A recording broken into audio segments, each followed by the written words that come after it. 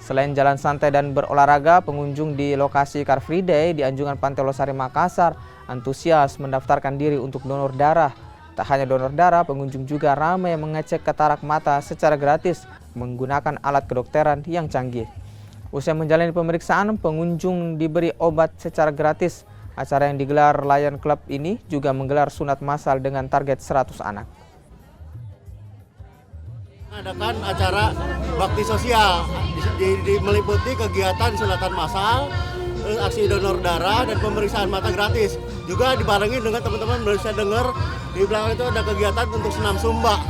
Nanti puncak acaranya untuk syukuran malam di gala dinner, kita ada ucapan syukur lah bahwa di usia yang ke-13 ini sepanjang usia 13 untuk melakukan pengabdian yang khususnya untuk melayani untuk bakti-bakti sosial ya, kita kegiatan kemanusiaan terkait dengan ya setidaknya kita peduli terhadap, makanya tagline kita untuk kegiatan HUT 13 ini we care we serve, dalam artian kita semakin peduli dan semakin melayani untuk kegiatan-kegiatan kemanusiaan. Begitu.